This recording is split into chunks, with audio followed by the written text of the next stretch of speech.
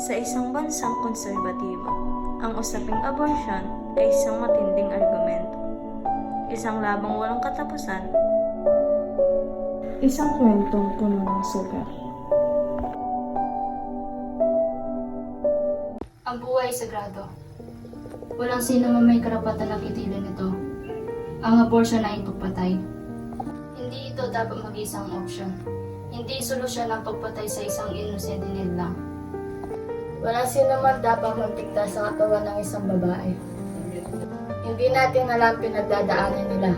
Biktima ba sila ng panggagahasa?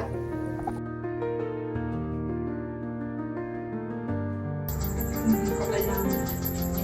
Pero minsan, may mga sitwasyon mas mahirap kaysa sa tama o mali. Ako mismo yung nakaranas ng sakit, ng takot, na hindi matanggap ng pamilya. Hindi natin hawak ang tadhana. Hindi natin alam ang mangyayari. Ang bawat galaw ay may kaakibat na responsibilidad. Paano kung isang araw, ang pangarap mo ay mawala? Dahil lang sa isang pagkakamali na hindi mo naman pinili.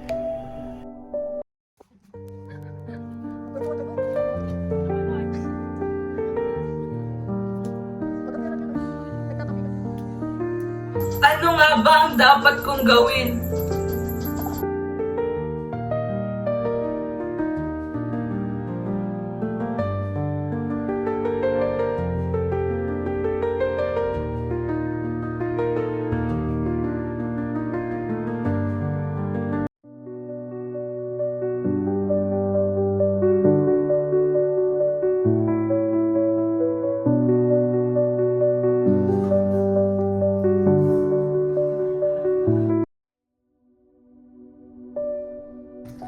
Mahal ko siya, ngunit natatakot ako.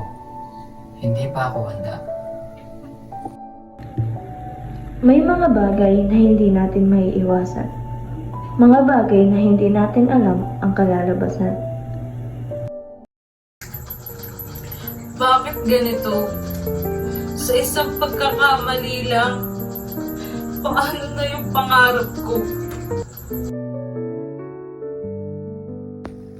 Hindi niya ano mang gagawin niya. Ayaw niya tanggapin ang nangyari. Ang sabi ko, nangyari na ang dapat nangyari. Ngayon, andyan na yan. Aatras ka pa. Umiiyak lang siya. Walang kasalanan ng bata. Hindi dapat siya magdusa sa mga kasalanan nila. Tinatapik ko ang likod niya. Maski ako naaawa sa sitwasyon niya. Ang sabi ko, nasa sayo ang desisyon. Kung ano ang gusto mong gawin, hindi ka tanggap-tanggap ang mabuhay na hindi mo ramdam ang pagmamahal ng buong pamilya. At lalong mas masakit, mabuhay na dadalhin ng trauma hanggang pagtanda.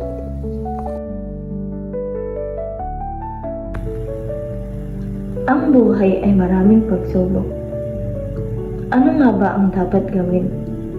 Tanggapin ang pagkakamali na may kaakibat na mabigat na responsibilidad o tanggapin ang pagkakamali at tapusin ito para matuloy ang iyong pangarap.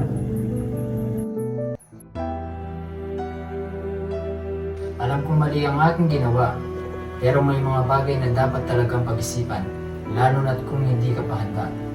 Hindi ka pwede mahusga, dahil hindi mo naman alam ang kwento ng bawat isa.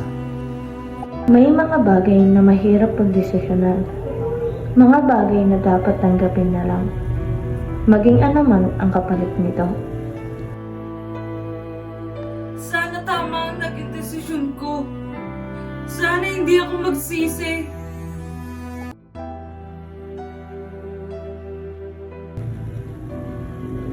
Ang buhay ay sagrado. Walang sino mang may karapatan na kitilin ito. Ngunit, paano kung kailangan dapat gawin ito? Ikaw, ano rin ba ang gagawin mo? Marami akong napagdaanan. Ngunit nagawan ko rin ito ng siyapan. Hindi ako nagpadala sa takot. Tumapan ako dahil alam ko sa huli, magbubunga rin lahat ng paghihirap ko. Hindi ako nagsisisi sa naging desisyon ko. Kahit walang may gusto, pinanindigan ko. Masaya ako sa kinahantungan nito dahil di piling ko. Sa likod ng bawat desisyon, may kwento. Hindi ito simpleng laban ng tama o mali. Ito ay laban ng buhay, pangarap at paniniwala. Hindi lahat ng may pinipiling landas ay masama.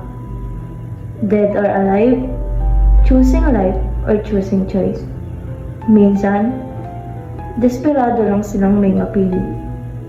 Sa huli, hindi natin hawak ang desisyon ng iba, pero kaya nating magbigay ng pag-unawa.